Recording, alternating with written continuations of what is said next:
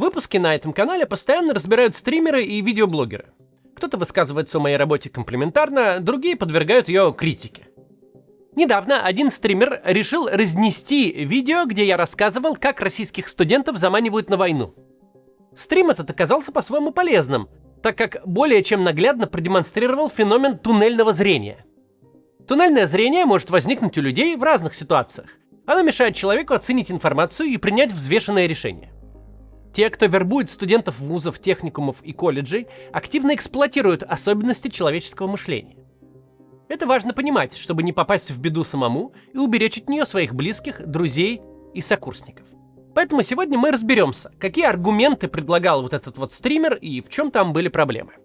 Только прежде чем начнем, напомню, в описании мы собрали способы, как обходить российские блокировки. Мы их ежедневно обновляем, проверяем, а спонсирует это компания MaxSwap, которая выпускает удобные криптовалютные карты, работающие за границей, как обычные.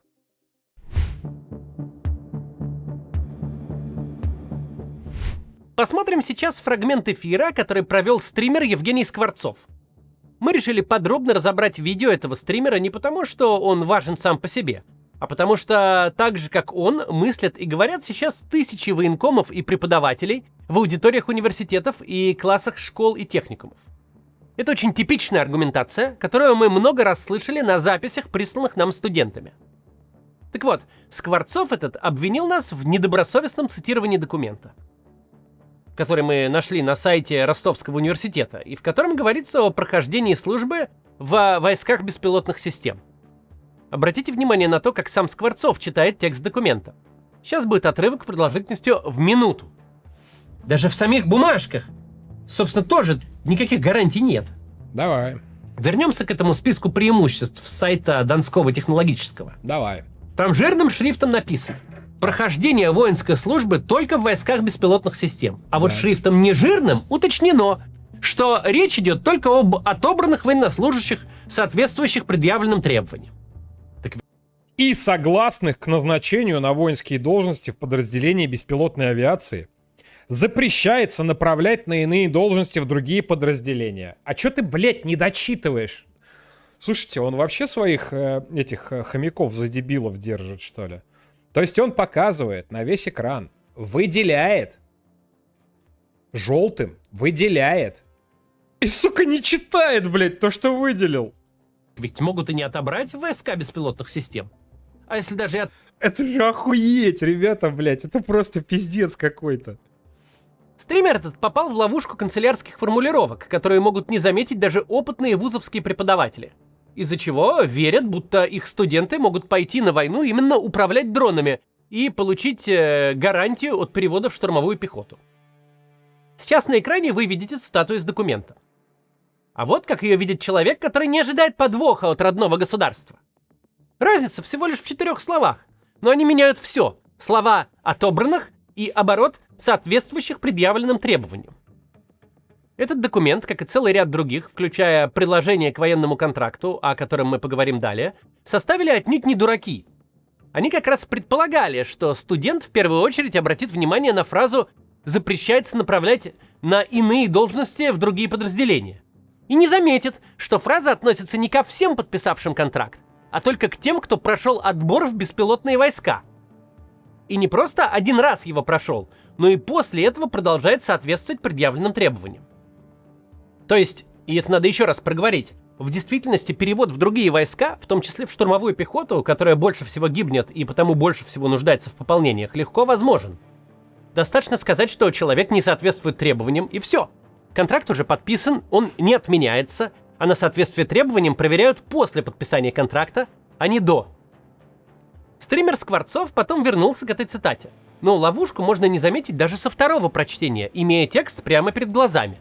И согласных к назначению на воинские должности в подразделении беспилотной авиации, запятая, запрещается направлять на иные должности в другие подразделения. Сука. Мы живем в бюрократической системе, где благодаря одному единственному слову «подряд» в тексте Конституции президент страны посчитал возможным пойти на 3-й, а потом и на 4-й срок и так дальше. А недавно с виду незначительные канцелярские обороты оказались катастрофическими для многих беженцев из Курской области. Они отсекли их от компенсаций и сертификатов на новое жилье. Но вернемся к теме вербовки студентов. В том выпуске я в очередной раз рекомендовал внимательно вчитаться в официальную презентацию, которую Минобороны разослала по вузам. Стример, который меня критикует, прочитал текст презентации вслух. Но если документ составлен по-хитрому, даже при чтении вслух можно пропустить все самое главное, зацепившись лишь за те крючки, которые намеренно расставили составители. В приложении к контракту, который подписывает военнослужащий, так заявлено в презентации Министерством обороны Российской Федерации, осуществляет назначение после испытательного срока, 3-месячного, осуществляет назначение на другие воинские должности, исполнение обязанностей по которым не связано с применением и эксплуатацией беспилотных систем, только с согласия военнослужащего. А чё тут непонятного? Если это в контракте будет прописано. А в чем проблема? Прямо перед этим стример сам же прочитал условия, прописанные в скобках. Но они воспринимаются как белый шум, посмотрите. В скобках, при условии соответствия занимаемой воинской должности и предъявляемым требованиям. Стример озвучивает, что Минобороны наделено правом решать, соответствует ли новоиспеченный контрактник требованиям, которые определила само же Минобороны. Он же сам озвучивает, что гарантия от перевода из дроноводов в штурмовики без его на то желания — это гарантия не безусловная, а строго привязанная к соответствию требованиям. Но в фокусе внимания остается только фраза, которая по задумке хитрых составителей документа должна оставаться в фокусе. Так и работает туннельное зрение. Осуществляет назначение на другие воинские должности, исполнение обязанностей по которым не связано с применением и эксплуатацией беспилотных систем, только с согласия военнослужащего, в скобках при условии его соответствия предъявляемым требованиям. А все. А мне дальше надо читать? Чем важна та презентация? Почему мы ее обсуждаем уже более 3 недель? В первую очередь потому, что в ней дословно воспроизведены ключевые пункты из приложения к контракту, которые предлагают на подпись студентам. 26 февраля первоисточник, то есть полный текст приложения к контракту, опубликовал в Телеграме юрист Артем Клыга. После чего на ситуацию обратили внимание и крупные СМИ. Хотя мы тут с начала месяца бьем в колокола и приложение это разбирали, но лучше поздно, чем никогда. Хорошо, что обратили.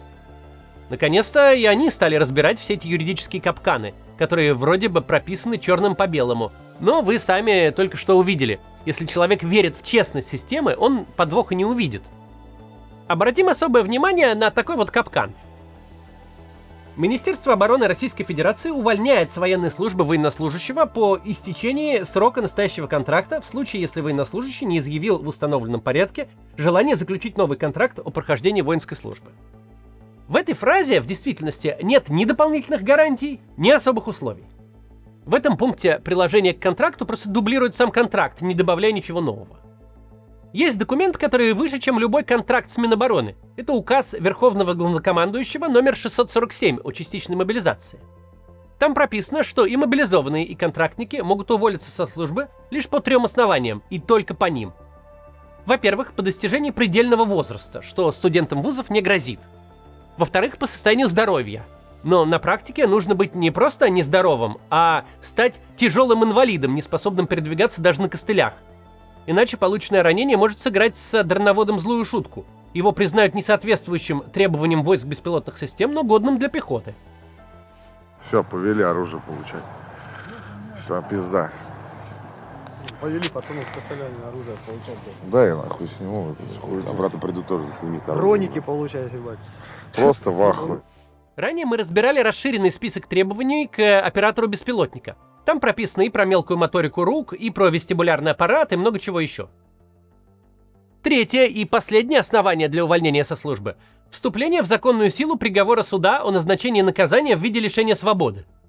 В сегодняшних реалиях некоторые бойцы на передовой с помощью родственников и зубастых юристов сами бьются, чтобы их осудили и посадили в тюрьму. Но случаи успеха единичны и воспринимаются как чудо. Для солдата сейчас тюрьма – недоступная привилегия. Никаких других оснований, чтобы уволиться со службы для контрактника, нету. И истечение контракта – это не основание. После сентября 2022 года истечение срока службы не является основанием для увольнения со службы. Все контракты сейчас бессрочные, продлеваются автоматически. О чем ни в презентации, ни в контракте, ни в приложении не пишут. А в университетских аудиториях говорят об этом только самые порядочные преподаватели. Военкомы в основном предпочитают об этом умалчивать, хотя очень редко, но встречаются и те, кто говорит. Но важно понимать, любой контракт, хоть на год, хоть на месяц, хоть на 2 года, хоть на полгода, любой контракт сейчас по факту является бессрочным. Можно тут задаться вопросом, откуда вообще берутся люди, которые несколько месяцев воюют, здоровыми возвращаются домой, при желании опять воюют и снова возвращаются? Этот вопрос озвучивает и стример. Блять, откуда он это берет, блять? Просто из башки. Даже если он на год у вас или хоть на месяц, хоть на полгода, неважно, он автоматически продлевается, и разорвать его нельзя никак, пока действует указ президента о мобилизации. Блять, как у меня пацаны увольняются из Минобороны? Понять невозможно, блять. Разорвать никак нельзя, блять. Сука. Люди приходят, чилят по полгода дома, блядь, потом идут заключать новый контракт. Как они это делают? Кат сказал нельзя, они, блядь, волшебники какие-то нахуй. Надо позвонить завтра, спросить, блядь, что за чудеса. Так вот, в составе российских войск действуют так называемые добровольческие формирования, где действительно есть фиксированные сроки службы. Это частные военные компании и другие подразделения, чей правовой статус уточняется до сих пор. Например, стаж службы в этих формированиях государство стало признавать лишь недавно. Соответствующий закон Госдума приняла в декабре 25-го. Так вот, эти так называемые добровольцы подписывают не военный контракт, а что-то вроде краткосрочного договора гражданско-правового характера, который под действие указа Путина не подпадает, и потому указанные фиксированные сроки там соблюдаются. Но никаких многомиллионных единовременных выплат по такому договору не положено. Добровольческие формирования – это отдельная история, которая касается сравнительно небольшого числа воюющих. И она не имеет никакого отношения к студентам, которым предлагается заключить контракт именно с регулярной армией. Войска беспилотных систем – это часть регулярной армии. Да и контракт заключается не с ними, а с армией в целом. И там предлагается получить единовременную выплату, как обычному контрактнику. И воевать предлагается, как обычный контрактник тоже. Бессрочно. И там, куда пошлют. Человек с туннельным зрением может таких тонкостей не заметить. У него может оказаться знакомый или сосед, который отвоевал полгода в нерегулярном формировании и вернулся на гражданку. И тогда все рассказы про бессрочные контракты покажутся выдумками иноагентов. Вот же, мол, живое опровержение. Человек пришел с войны. Более того, из-за терминов возникает путаница. В широком представлении доброволец – это любой человек, который пошел в армию не по принуждению. Но на юридическом языке контрактник и доброволец – это совершенно разные правовые статусы. Повторюсь, студентов зазывают именно в контрактники.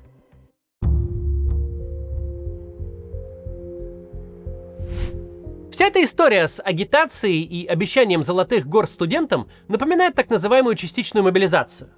Мобилизованным и их семьям тоже много чего обещали, давали официальные гарантии. Мол, 2-я, 3-я линия обороны, никаких штурмов, мы же не звери. И стримеры такие же сидели, и тоже всякое вот так вот разъясняли.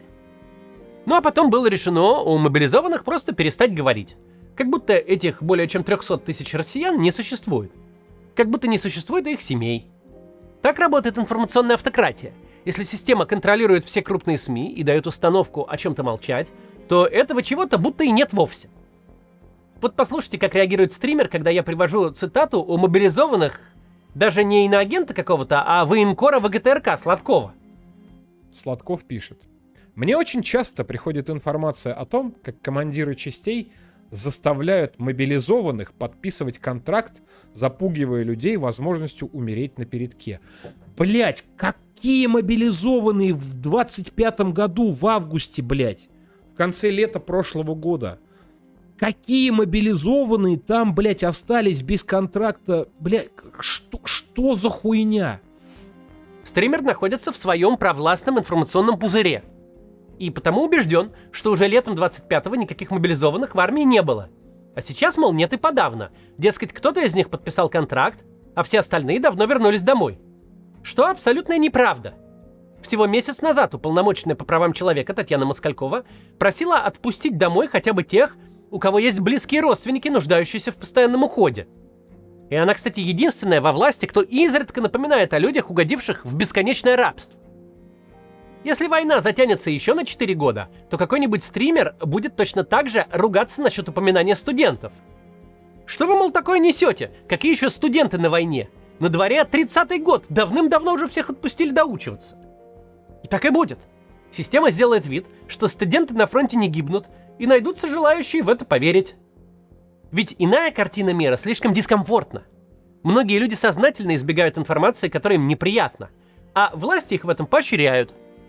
Сейчас будет последний фрагмент того стрима. Обратите внимание, как человек реагирует на то, чего видеть не хочет. Нет никакой сложности сделать так, чтобы вчерашний студент, якобы отобранный в Так тут же написано, я трус, жаловался на командира. Вроде тут не про контракт речь. беспилотные войска, находясь на передовой, подписал рапорт, что, мол, он сам очень хочет, чтобы его... Зачем он фотографии украинских военных размещает? В видео про российских военных. Спикер моментально сам себе объяснил, что на фотографиях украинцы. Успокоил себя и пошел дальше. Хотя на фотографиях не украинцы.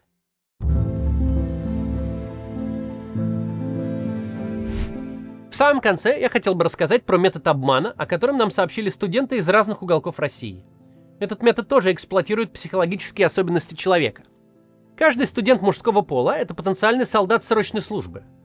Можно попасть на нее, завалив сессию или даже окончив вуз. Учеба ведь не освобождает от призыва, а только дает отсрочку. Поэтому часть агитаторов с усердием расписывают преимущества контракта по сравнению с отсрочкой. Дескать, служба по контракту не только может озолотить, но и является гораздо более безопасной, чем служба по призыву. Звучит как бред. Бредом и является. Но это давний и хорошо знакомый нам развод, который доказал свою эффективность, к сожалению. Уже несколько лет подобным образом обрабатывают молодых людей, которых только-только призвали в армию. Им внушают, что контракт нужно подписать, чтобы не оказаться на передовой. А всякий парень в первые дни в армии пребывает в шоке. Он еще не понимает, что к чему, и может поверить в любую ахинею, которую командир внушает ему уверенным голосом. Студент, у которого горит сессия и которому светит призыв, это тоже человек в стрессе. Его легче убедить, мол, тебе так и так идти, мол, в армию, так лучше уж подпиши контракт, больше шансов остаться целым. Убеждению способствует и психологическое давление.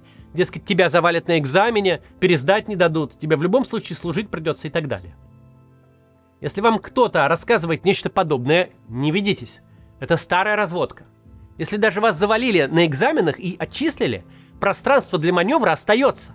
От срочной службы можно отпетлять. Можно добиться права прохождения альтернативной службы.